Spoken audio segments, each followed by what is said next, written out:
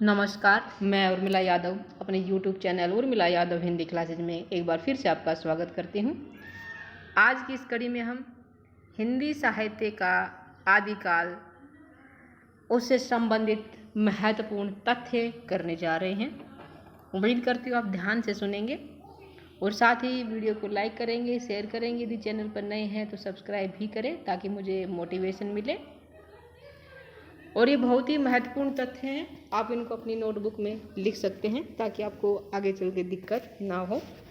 आइए अब शुरू करते हैं हिंदी साहित्य का आदिकाल। महत्वपूर्ण तथ्य,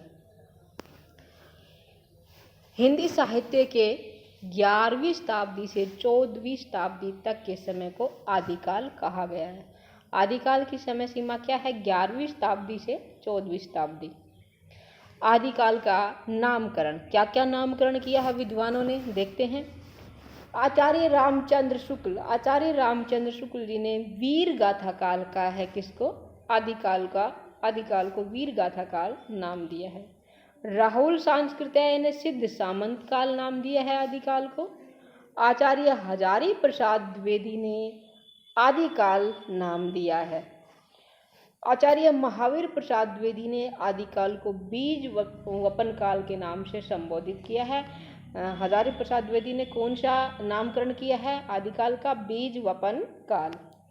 मिश्र बंधु ने प्रारंभिक काल का है आदिकाल को, और विश्वनाथ प्रसाद ने आदिकाल को वीर काल नाम दिया है।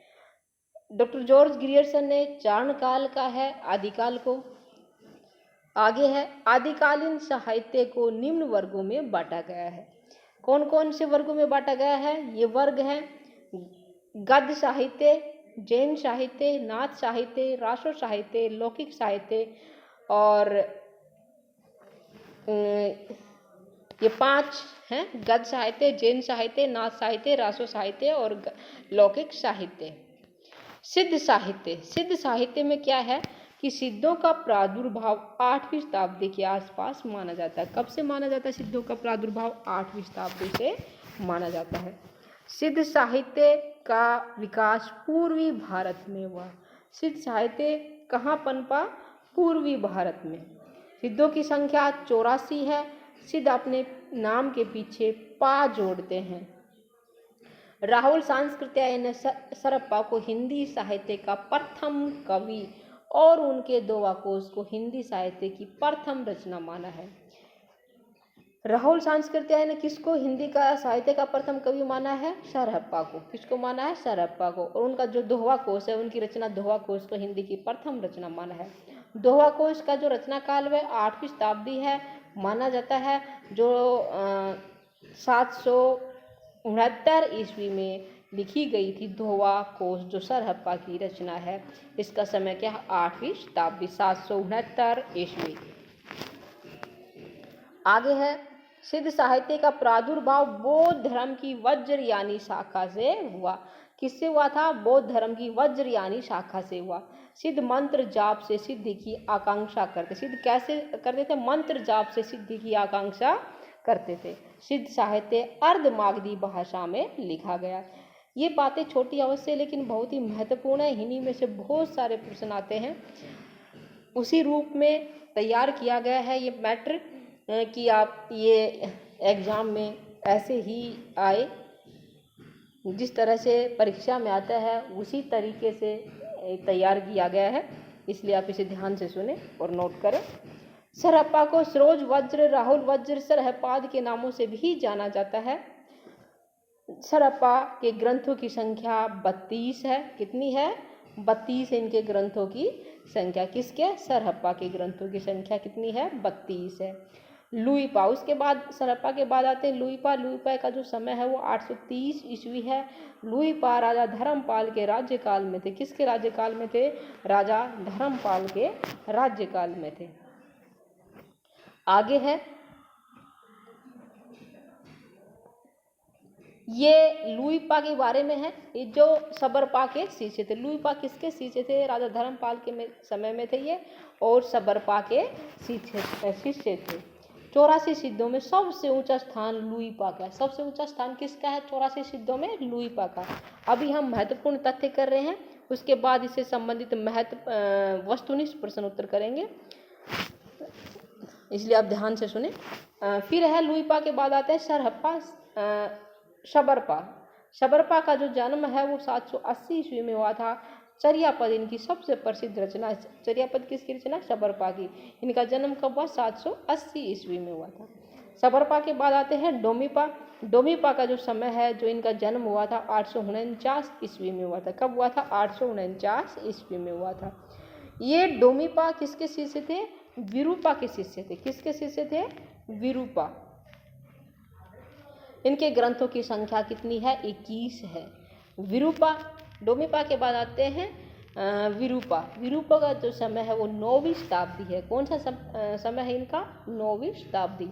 फिर आते हैं कणहप्पा। जो कणहप्पा का जो समय है वो 820 ईस्वी है। ब्राह्मण वंश में 820 ईस्वी में कणहप्पा का जन्म हुआ था। जलंधरपा के शिष्य थे। जलंधरपा इनके गुरु का नाम है और इनके ग्रंथों की संख्या 74 बताई गई है। कितनी बताई गई है इनके ग्रंथों की संख्या? 74। किसके ग्रंथों की संख्या है ये? किसके ग्रंथों की संख्या है? कणहप्पा के ग्रंथों की संख्या है 74। सिद्ध साहित्य का संपादन सर्वप्रथम बेंडल ने किया था। किसने किया था? बेंडल ने किया था। सिद्ध साहित्य का सर्वप्रथम बेंडल ने किया था। महासुखवाद सिद्धों की प्रमुख विशेषता है। सिद्धों की प्रमुख विशेषता क्या? महासुखवाद। गेय पदों की परंपरा सिद्धों की देन है। काव्य में जो गेय पदों की परंपरा है वो किसकी देन है? सिद्धों की देन है। बोध गान ओ दोहा सिद्धों की रचनाओं का संग्रह है। बोध गान ओ दोहा क्या है? सिद्धों की रचनाओं का संग्रह है। उसके बाद है सिद्धों की प्रतीकात्मक भाषा सांध्य भाषा कहलाती है। सिद्धों की प्रतीकात्मक भाषा क्या कहलाती है? सांध्य भाषा कहलाती है। शबरपा ने सहजयान संप्रदाय चलाया था। कौन सा संप्रदाय चलाया था? सहजयान संप्रदाय चलाया था। इसके बाद आता है नाथ साहित्य। नाथ साहित्य के प्रवर्तक मत्स्येंद्र नाथ है, परंतु अधिक प्रचार प्रसार करने के कारण गोरखनाथ को नाथ साहित्य का प्रवर्तक माना जाता है। प्रवर्तक तो मत्स्येंद्र नाथ है, लेकिन बहुत ज़्यादा नाथ संप्रदाय का प्रचार प्रसार गोरखनाथ जी ने किया था, इसीलिए उन्हीं को प्रवर्तक माना जाता है। बौद्ध धर्म की सहजयान शाखा से नाथ संप्रदाय का प्रादुर्भाव हुआ। किससे हुआ था? सिद्ध साहित्य का वज्रयान से हुआ था। बौद्ध साहित्य की वज्रयान शाखा से और सहजयान शाखा से नाथ संप्रदाय का प्रादुर्भाव हुआ। नाथों ने अपने मत का प्रचार पश्चिमी भारत में किया था। पश्चिमी भारत, पंजाब और राजपुताने में किया था। सिद्धों का प्रचार कहाँ हुआ था? पूर्वी भारत में हुआ था, लेकिन नाथों के मत का प्रचार पश्चिमी भारत, पंजाब और राजपुताने में हुआ था। नाथों की संख्या 9 मानी जाती है। कितनी मानी जाती है? 9। सिद्धों की संख्या कितनी थी? 84। आदिनाथ मत्स्येंद्र नाथ से। नाथ साहित्य के अनुसार आदिनाथ शिव थे। गोरखनाथ के गुरु जलंधर नाथ थे। नाथ संप्रदाय के लोग कनफटे योगी के नाम से जाने जाते हैं। गोरखनाथ ने 60 चक्रों वाला योग मार्ग चलाया। कितने चक्रों वाला योग मार्ग चलाया? 60 चक्रों वाला। बालनाथ का टीला पंजाब में नमक के पहाड़ों के बीच है। बालनाथ का टीला कहाँ है? पंजाब में नमक के पहाड़ों के बीच है। आज के लिए इतना ही। अगली क्लास में हिंदी साहित्य के आदिकाल से संबंधित महत्वपूर्ण तथ्य और लेकर आएंगे। तब तक आप बने रहिए। साथ ही वीडियो को लाइक करें, शेयर करें और यदि नए हैं तो चैनल को सब्सक्राइब करें। ये मेरा निवेदन है आपसे। धन्यवाद।